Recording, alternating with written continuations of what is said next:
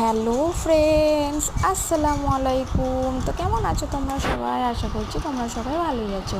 আজকে তোমাদেরকে এঁচোড় চিংড়ি রেসিপি করে দেখাবো। আর এই এঁচোড় চিংড়ি একবার যদি বাড়িতে ট্রাই করো, পুরো বিয়ে বাড়ির মতন খেতে লাগবে। তো প্রথমে এঁচোড়টা আর আলুটাকে কেটে নিয়েছি। তারপরে কড়াই গরম করে ওতে সর্ষের তেল দিয়ে ওতে প্রথমে আলুটাতে একটু নুন আর হলুদ দিয়ে ভেজে তুলে নেবো। তারপর ওই তেলের মধ্যেই এঁচোড়টাকে দিয়ে ওতেও সামান্য নুন আর হলুদ দিয়ে এঁচোড়টা যতক্ষণ ভালোভাবে ভাজা হচ্ছে ততক্ষণ ওতে কী করবো, চিংড়ি মাছটা নুন আর হলুদ দিয়ে মাখিয়ে নেবো।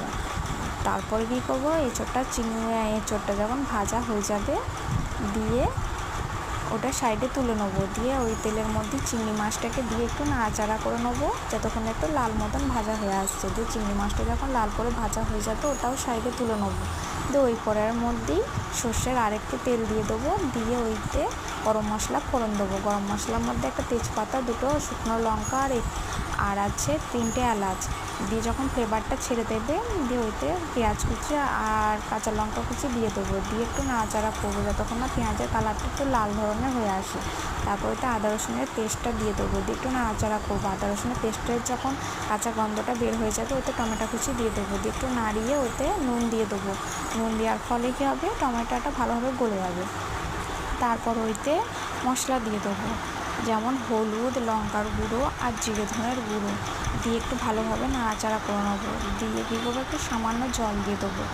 দিয়ে জল দেওয়ার পরেও ভালোভাবে মশলাটা একটু কষিয়ে নেবো।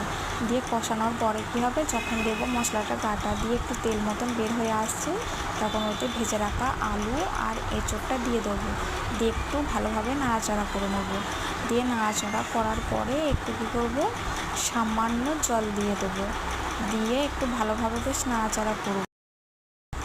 তারপরেও যখন দেখবো যে একটু ভালোভাবে নাড়াচাড়া হয়ে গেছে তখন ওইতে কী করব, তোমার যে ভেজে রাখা চিংড়ি মাছগুলো রেখেছিলাম ওই চিংড়ি মাছগুলো দিয়ে দেবো।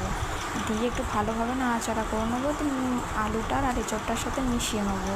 দিয়ে যখন দেখবো যে ভালোভাবে একটু যখন তেল ছেড়ে দিয়েছে তখন ওতে পরিমাণ মতন জল দিয়ে দেবো। পরিমাণ মতন জল দেওয়ার পরে বেশ ভালোভাবে একটু নাড়িয়ে নিয়ে একটু ওয়েট করবো যতক্ষণ একটু ফুটে উঠছে ঝোলটা।